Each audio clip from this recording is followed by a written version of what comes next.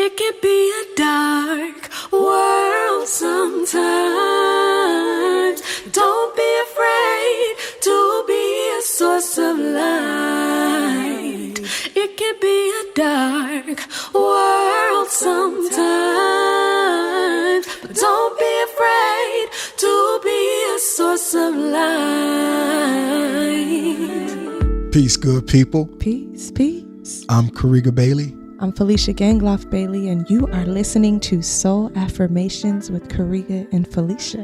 Ooh, that got a nice ring to it. I kind of like that. I tried to make my tone all like, you did that. I like the way that warm. I like the way inviting. that felt. I like the way that felt. I would come listen again. Would you come listen? I would say, yeah, I would. Well, why would you come listen? I guess it would be a little bit more about us, right? And what brings us to this practice. I'm Karega Bailey. I would tell you about myself in the form that I'm an angel father. I'm an educator. I'm a recording artist, author. I think all of these things encompass a storyteller. So I am stepping into this chapter rightfully, honoring my story and telling my story. Yeah. So what about you? If I heard that, I think I'd stay around and listen just a little bit longer. Okay. So what about me? You want to know about me? Yeah. Well, I am Felicia. I'm your wife. And I too am an angel parent, an angel mother, educator, researcher, recording artist. I regard myself as an educational psychologist. That's right. This is my doctor, boo. Yes. Yep. Doctor. Yeah. Felicia Bailey. That's right. From Howard University. But that's actually not where it all started. I mean, we could talk about where it started, or we could talk about why we're here.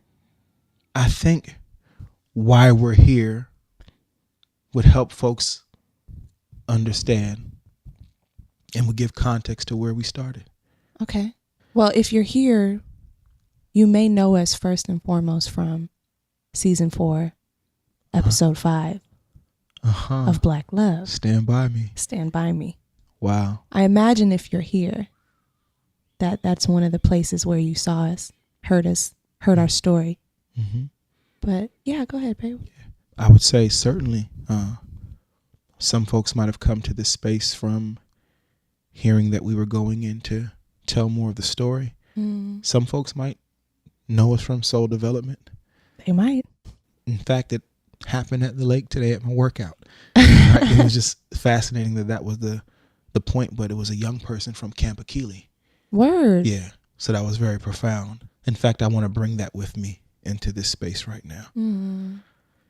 This podcast is, as we call for reference, reference of our story, reference of love, the sacred role of love in grief. Yeah, it's like to make room for it, you know? Just hoping that if someone out there is experiencing the early onset of their grief, they feel more seen, loved, and connected. Yeah, we're really here so we may all love more abundantly. And I want this place to be like a connecting point, a place where you feel like you belong, you feel heard, you feel less alone. That's so important to me. I think the significance of why we come for reference, at least for me, started when I was looking for somebody who had been through what we had been going through. And I wanted to understand more about their process and how they got through it, how they were getting through it, what it looked like, if I was crazy for the way that I was feeling, all of the nuances that come with grief, right? So I want this space to be that as well. I'm with you. And I'm listening and I'm trying to figure out how we got to grief, because all they heard was angel parent. So can you tell us a little bit more about what angel parenthood is? This identity as an angel parent found me, or at least I found it on social media when I was looking for reference. One of the first couples I had found who had experienced neonatal loss, like full term, I saw the mother regard herself as an angel mother now. And I felt like, wow, that's so empowering, because she regarded herself as a mother rather than someone who wasn't a mother at all anymore, you know? Mm-hmm. It was so special that she was able to see herself as that and still hold her child in her heart. And when I saw that, I said, okay, because that's how I feel. Like my child is still in my heart, although not in my arms. And trying to navigate like what that is, what that means. How do I name it? I haven't heard anything like this before. I haven't seen anyone experience anything like this before. This isn't something that's talked about. And remember, I told you, or you were there when we learned from my brother of a very close family member who had experienced this type of loss. And I'm like, how come I never knew this? I know your family is so big, it's so massive. Like, why didn't I know? Why does that happen? Are their stories disappeared? You know, what is happening with grief and how it intersects with society? All of those nuances, right? So, I mean, and I'm jumping here. I'm talking about many different parts of it, but I want to go back and count it all as reference and bringing us back to why we are here and who we are for that. I like the way you talked about angel parenthood, when you learned the identity, how it empowered you. Yeah. How it still centered your motherhood. And that space in between when you're trying to figure out how to accept the parent that you are more than longing for the parent that you thought you'd be. And having some reference to be able to stand in your identity, though it shifted differently than you expected.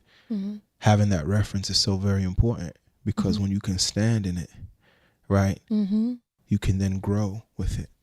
But to evade it constantly because it's hard to understand, or to evade it because it's hard to carry into other spaces, right?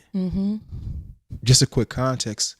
We had some roofers here today before coming to the space. And they had been at our place a number of times. And he always regarded on the art. He likes the art, but he never told me what art he likes. He just likes the art. So today he asked me about the oil paintings, and I shared that they're from your father, you know, years before either of us. And then he pointed at some pictures of Kamaiu and said, is that a painting or a portrait? I said, that's a portrait. He says, oh, you like all types of art? I said, yes.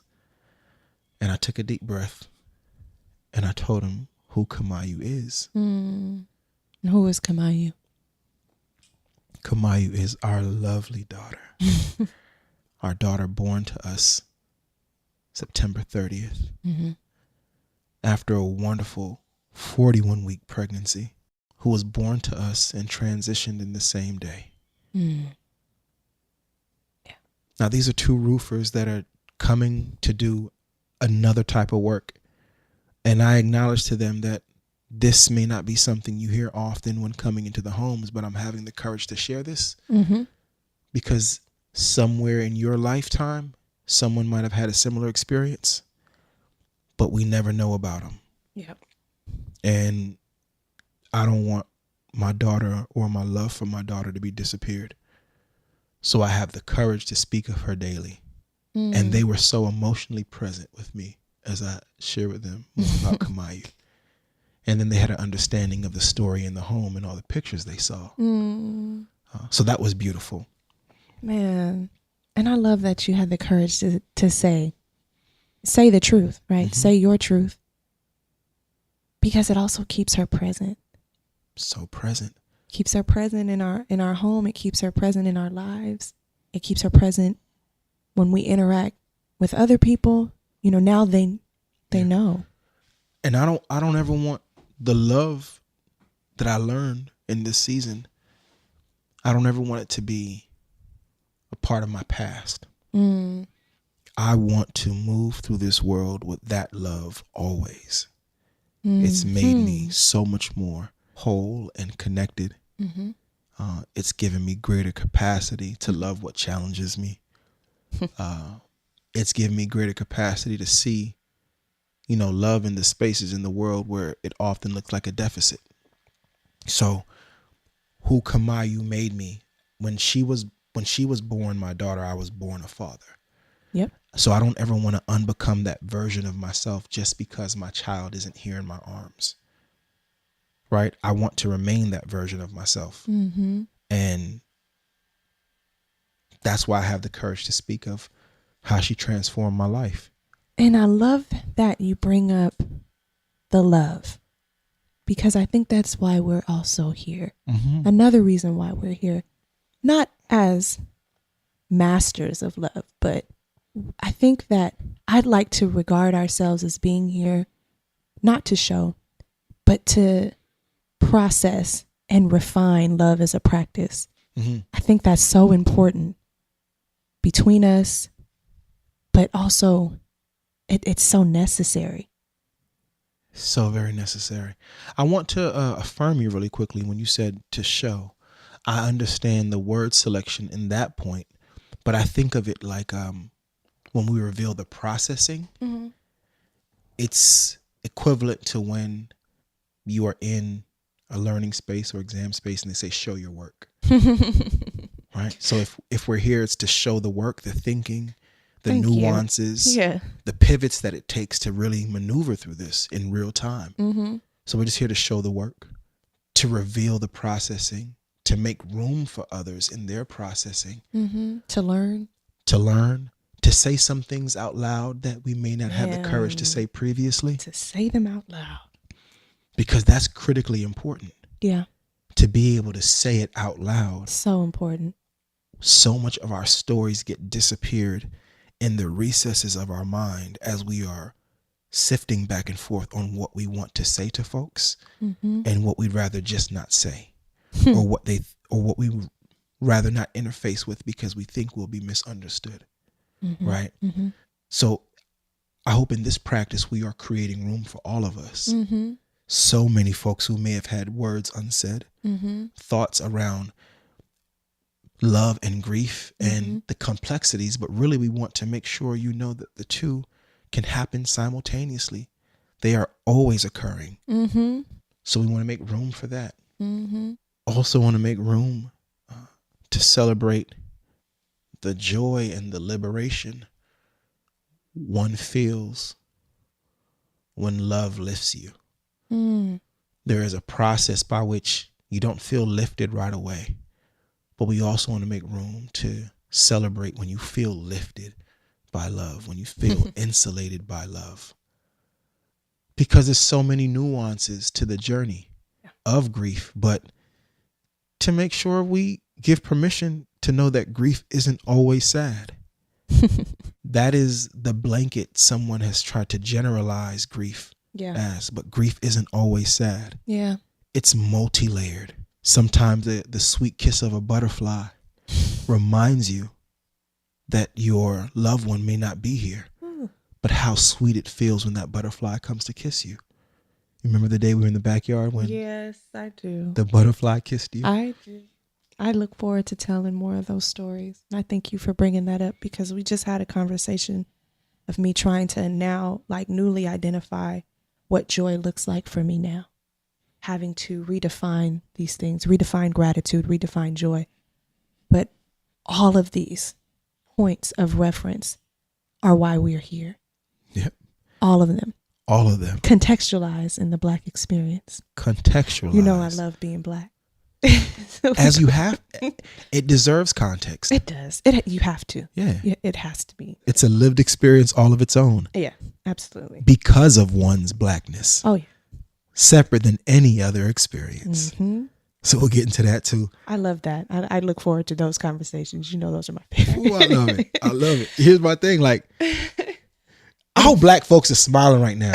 Wherever y'all are, I hope this is helping you to smile right now. Man. Because there's something so nuanced about our smiles, whether the way our eyes chink, right? Mm-hmm. Or don't let the smile turn to a laugh and you get that. See, that's one of them. Mm-hmm. The way we laugh is beautiful sonically. It's a story. Yeah, our laughter has a story.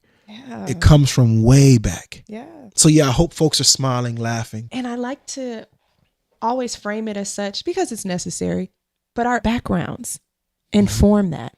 So Karega and I actually met when I was 16, he was 17. Straight up. And we were, well, prior to meeting him, I had heard, I was in choir at school, in high school.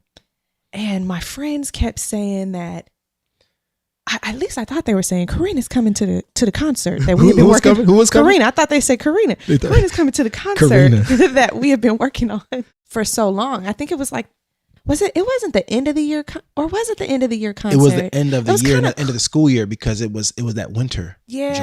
Jump. Yeah, it was a winter jump. So it would be the end of because we ended up. That would be the end of that, calendar year. Thank you. So I'm like, who the hell? Why is everybody excited about Karina coming? I didn't. Karina.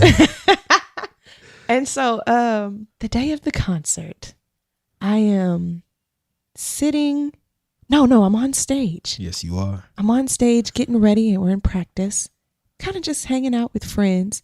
And I see this gentleman, this young man. You see, I was a gentleman already. Go ahead. I got a high regard for you, man. I got a high regard for you. Right.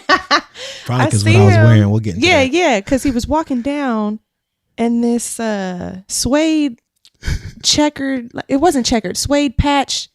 You know what I'm saying? Help me describe it, babe. You know what I'm talking about?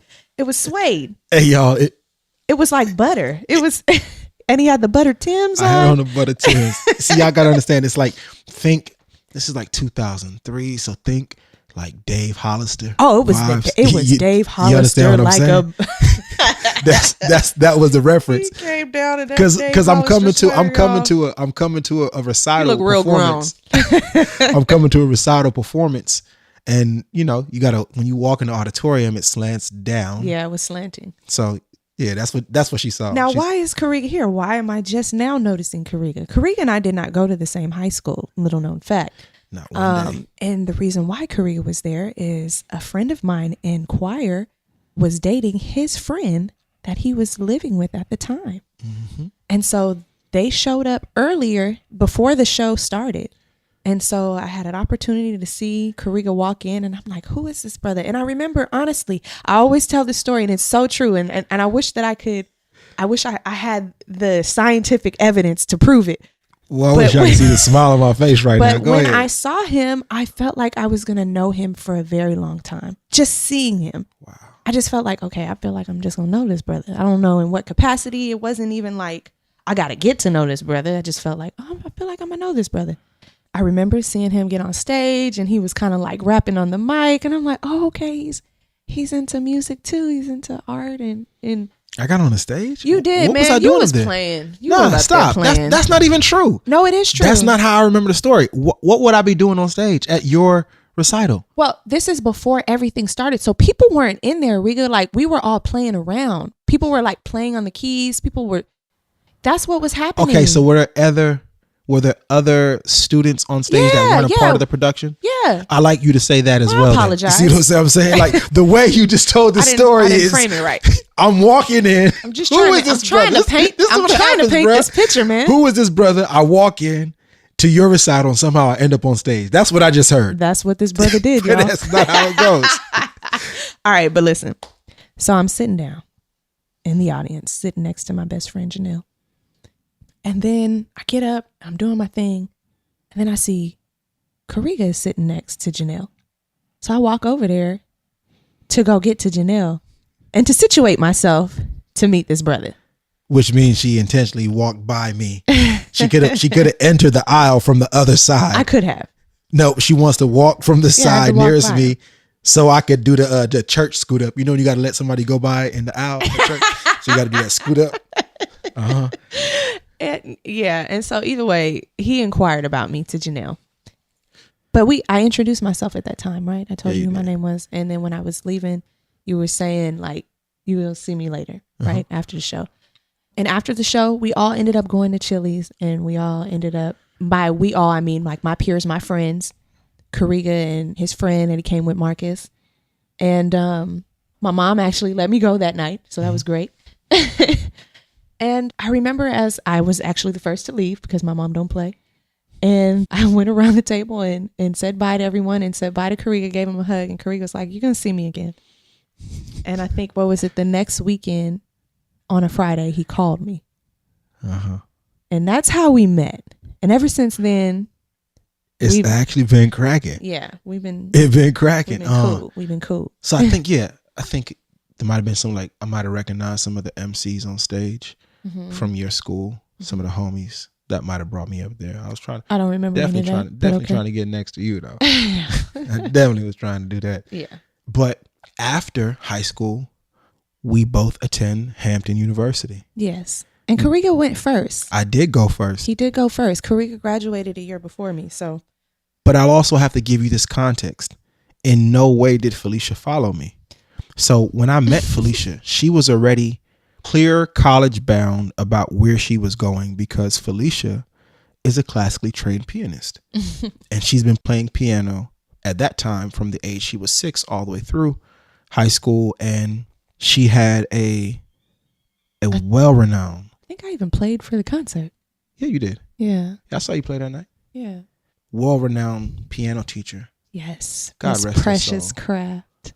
Yes, precious craft. So Felicia was already, I guess you would say, like, pre-identified, recruited to play music at Hampton University. Yeah, she had sent a number of other students there. Yeah, but the one that I knew personally, well, her name was Yolanda. She was like a few years above me, but I'd been doing recitals with her since I was a kid. So Felicia knows where she's going. When she meets me, I am on my way somewhere to where I don't know yet. She identified in the story that I came in with a friend that I was living with. So I think this is also important to contextualize my work, my role in community, my orientation on giving, and why I do it the way I do. I experienced what you would call displacement, houselessness in high school. There was a crazy real estate boom in California at the time. And we no longer had a place to stay as a family. So I went to go live with a classmate and teammate. So that early is how, like, my life begins on shaping up. I go on a college tour. At this time, I'm not sure if I'm going to go to FAMU because I loved it on the visit, right? Howard was cool on the visit too. Hampton was definitely cool on the visit. We had some big homies there. This is exactly how it really goes in real life.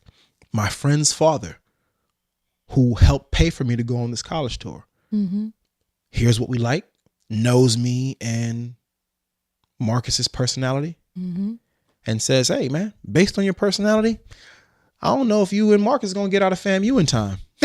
He literally says this to me. He was like, the average graduation rate combined by both of your big personalities, you might be hanging out and you can't afford to be there too long. So he actually encouraged and made the choice for me to choose a smaller school. And that's how Marcus and I ended up at Hampton University. And I remember I got the call. Karega called me and told me that he was going to Hampton. And I was like, what? I was at lunch. I was like, so we really doing this, huh? This finna happen? We finna go to school together? Imagine being a high school new relationship. You meet at the end of high school. For me, I'm a senior. And I have no real roadmap on how this person is going to be in my life. What's the story? Right. And we both end up getting to go to Hampton. Yep. I studied sociology at Hampton. I studied music education. And after sociology, I took a teaching appointment in DC, where I earned a master's in special education, and I taught with Teach for America, uniquely enough. In DC public schools. DC public schools. At this time, Felicia is studying and completing a doctorate. No, you jumped me, man. You jumped me. Oh, my bad. No. Oh, that's right. You're still. Yeah, when you started teaching, I was finishing my senior year. You sure was. And it was in my senior year that I had taken an educational psychology course. And I was like, oh, this is it. Studying learning, studying cognition, studying human development, contextualized in the Black learning experience. I said, oh, this is what I want to do. And I started looking for schools that had ed psych programs. And then I'm seeing, oh, schools have accelerated PhD programs. Okay. Oh, 2 schools have accelerated PhD programs. And then I happened to go to a Black psychologist conference with Dominica, who was a psychology major. And I met a recruiter from Howard. And that is how I got into Howard University. This is amazing. And I called Karega like, yo, we doing this again. So there is like this level of this presence of goodness that we really inherited before I chose to ask her to be my wife. That's going to be funny. But there was this goodness that was undoubtedly with us to be able to be a young couple and to transition multiple cities, one of them being across the country, right? From Sacramento to Hampton, Virginia. And we both got to go. Right. Especially coming out of South Sac where we came from. There's context there for what the Black lived experience looks like. So the fact that we both had an invitation to go see Hampton was really revealing to how we would grow and learn together. And it would ultimately develop what we thought our role and responsibility was to our people, to our city, to our communities, to folks that didn't get a chance to come study like we did, right? And that developed our lens on service. Yeah. Really confirming for us that our degrees would never be degrees of separation, but degrees of service. Yep.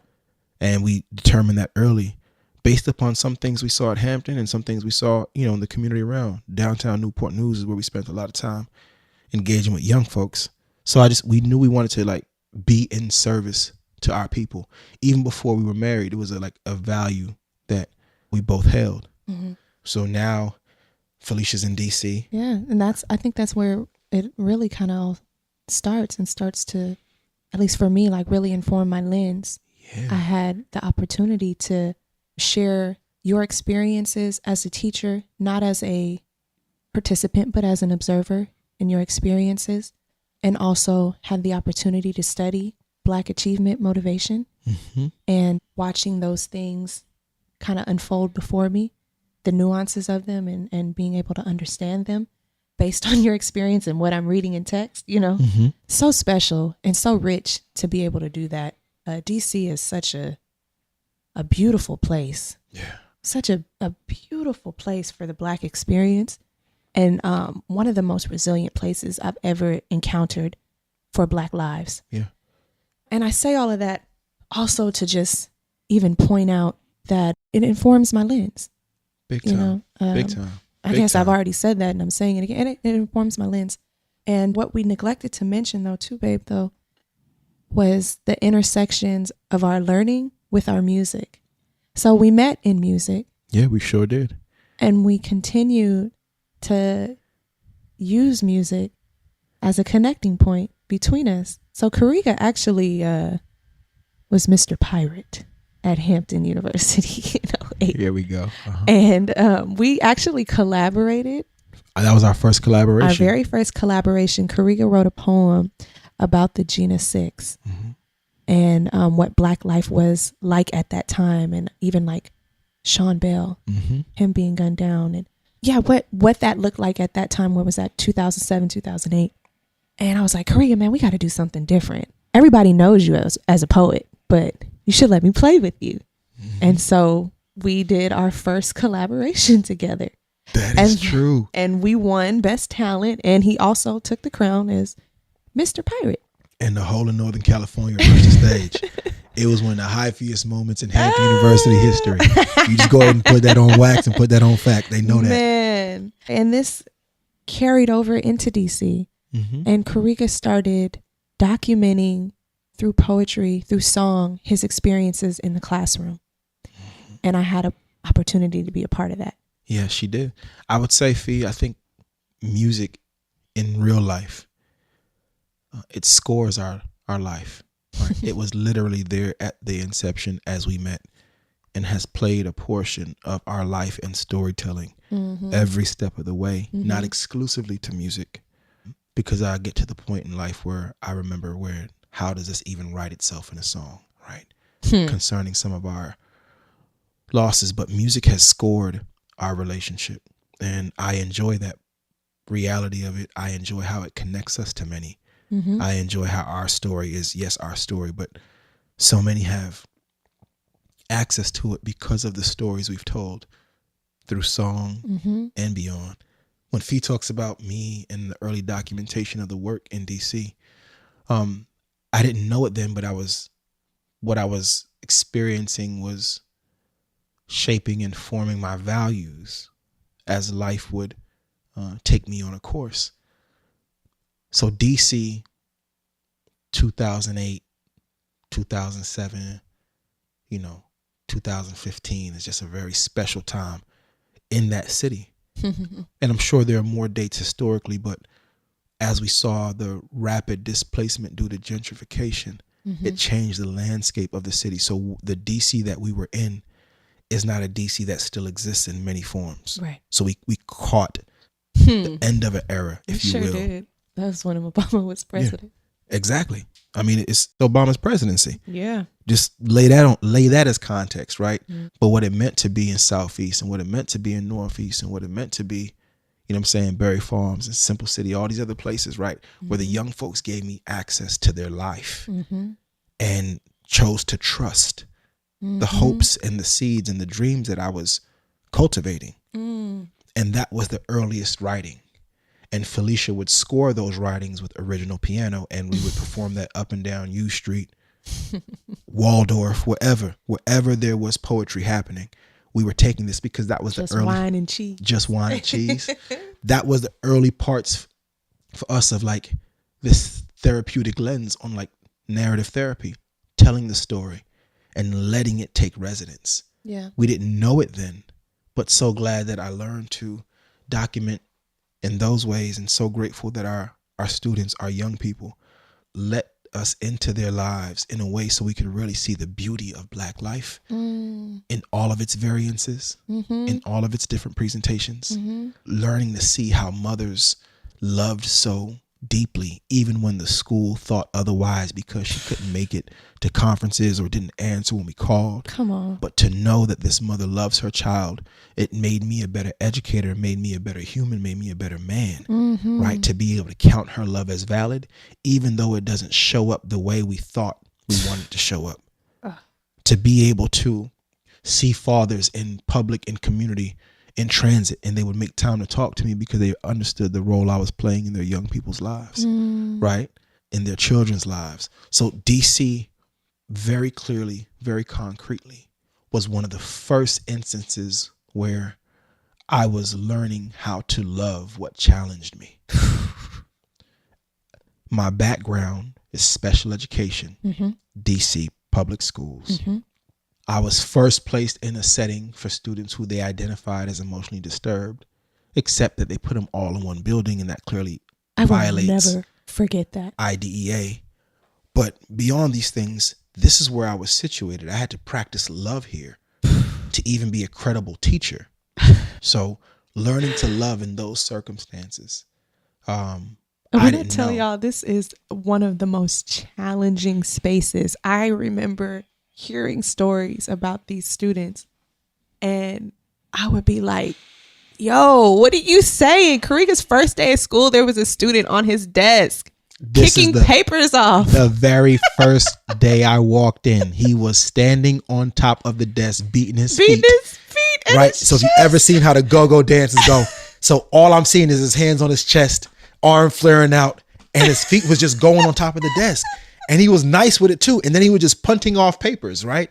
Anything that was on top of the desk. And that was my first day. He was responsible for shaping me and molding me to be able to love what challenged me. So that we could really, when we can move at the speed of trust, then learning can take place. So all these things were happening. I like my education from Hampton and George Mason. I like them in this way. I like when it equips me to serve Black people. I like when it equips me to prioritize Black children. I like when it challenges me to serve Black people, families, whole. So none of this is separate from the practice of love. We stratify the young people. They become numbers in a system. It's data attached to it. And while the data is critically important, nothing is more important than love. And I'm so glad that is a space that called me to love what challenged me, because it would then later be the premise for my practice moving forward, bringing us here. Yeah. Right. And I just want to say how much I appreciate your processing at that time, because it informed, even for me, a change in perspective and how to see them. I think so quickly for me at that time, I was too quick to cast a judgment based on my lived experiences, right? That don't even look nothing like theirs at all. The nerve of me, right? And I recognize, and I know this now because based on what I was studying at that time was choice behaviors, understanding Black student achievement and achievement motivation, wills, desire, goals, all of these different theories, right? But being able to study them at Howard, so special because it centers it around just the Black psyche and those scholars who created this pioneering work are still very much there, present, active, and still very much doing the work and passing it on. That's so butter. But being able to foster your processing and how to see them and understanding like, oh, this child isn't just making a decision to be defiant, you know? And this mother isn't just making a decision not to show up because she doesn't love her child. No, there are things there are other variables that inform these choice behaviors. And it was so important for me to see, and that's just like a blanket statement. I'm sure we'll talk more about it, but it was so important for me to see that, to see them with that lens as human, as beautiful, you know, with love. With love, with a lens of love. Yeah. But I think it takes all of these practices to refine one's lens. Man. Right? It's not as simple as going to get your lens changed. These lenses that we speak of, they require labor to refine. Right? It's like a photographer who takes their craft seriously. Yeah. Right? And they learn to capture the photo. Yeah. I think similarly, the lens that we're speaking of, it takes time, intention, it takes labor, it takes experiences for you to say, oh, I like it this way, or I may be doing it wrong this way. But all of those things lend themselves to why our conversation about love looks the way it does, feels the way it does, why we challenge ourselves, right? Because you have to first understand how easy judgment is as a cognitive process, Right.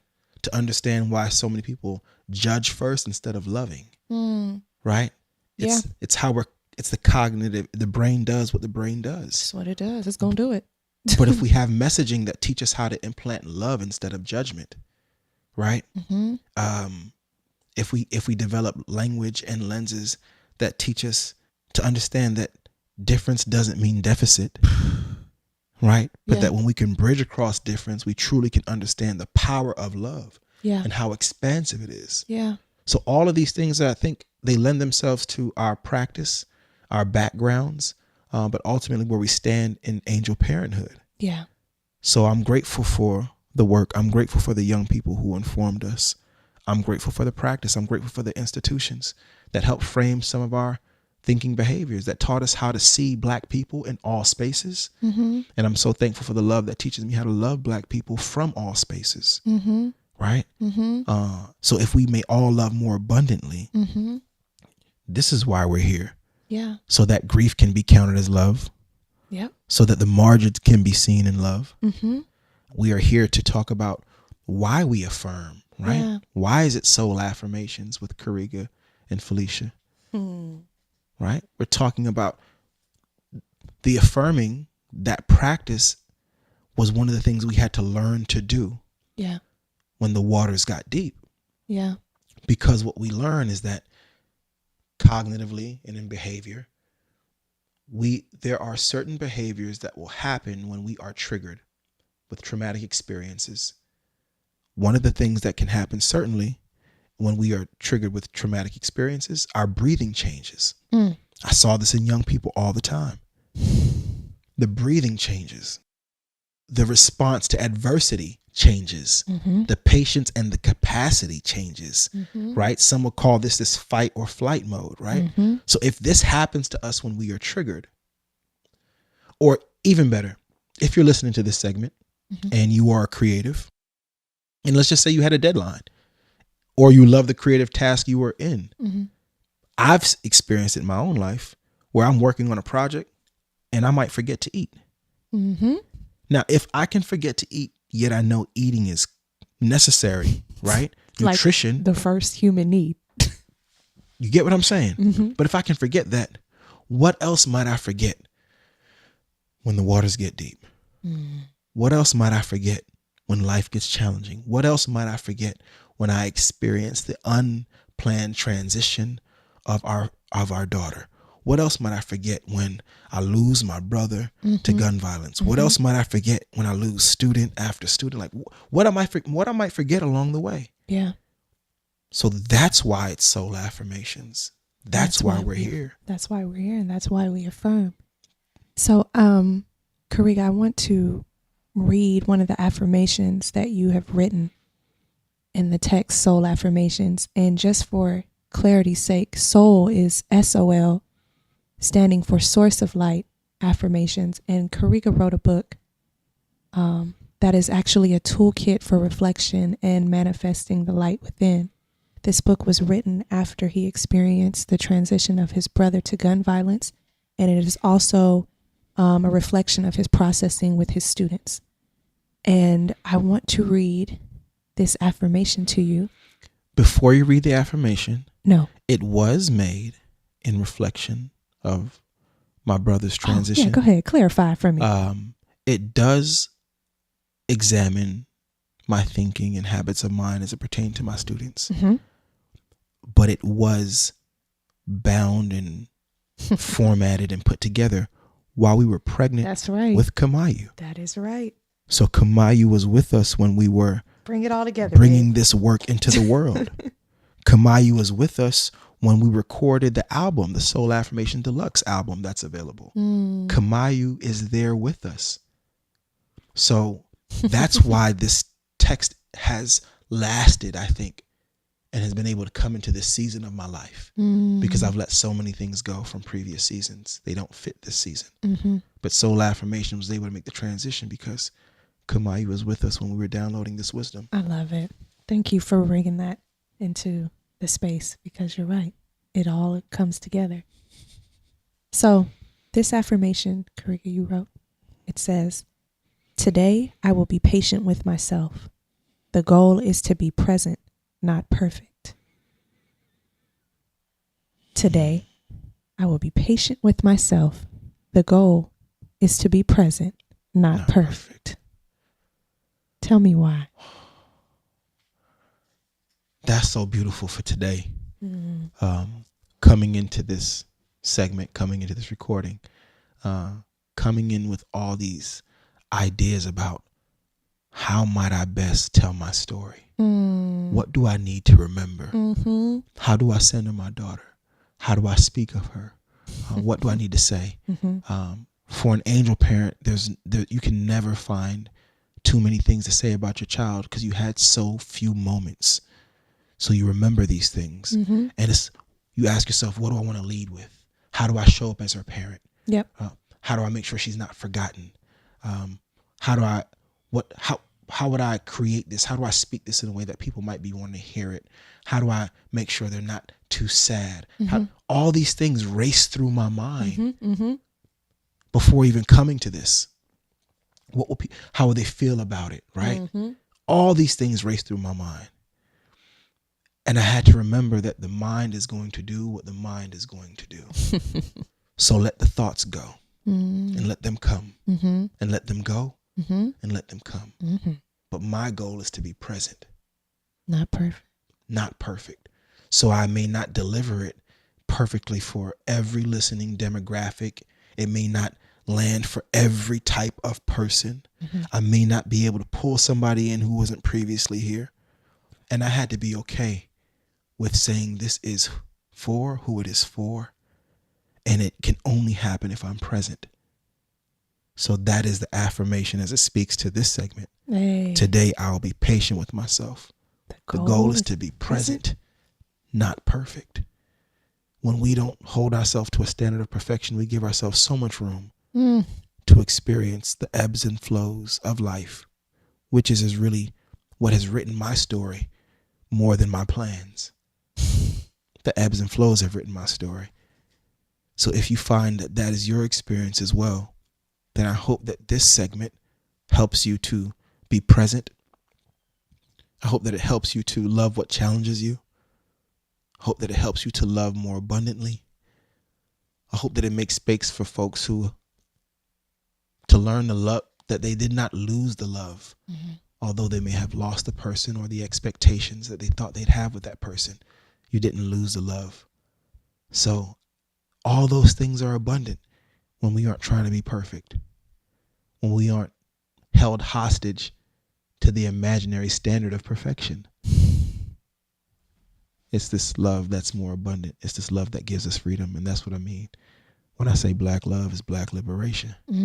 When we learn to love ourselves, our truths, the nuances, and the imperfections of who we are, I think that's the liberation I'm questing for. May we all continue to love more abundantly. I hope that you find something in this space that helps you feel a little more seen. I hope that the stories we tell help empower parts of your life that may have been maybe a little more difficult to navigate on your own, right? Because belongingness is so important to all of us, and especially in the Black lived experience. So we thank you so much for coming to the space. Yes. Thank you for tuning in. Thank you for tuning in. Feel free to leave us some love. You can subscribe here so you don't miss out on another episode. We look forward to holding space for you, holding space with you. Yeah, let us know how this fits for you. You can rate, you can review, but ultimately subscribe so you can stay with us on this journey. Yeah. May we all love more abundantly. This is Soul Affirmations with Felicia and Karega. And Karega and Felicia. No, I'm sorry. Massive love.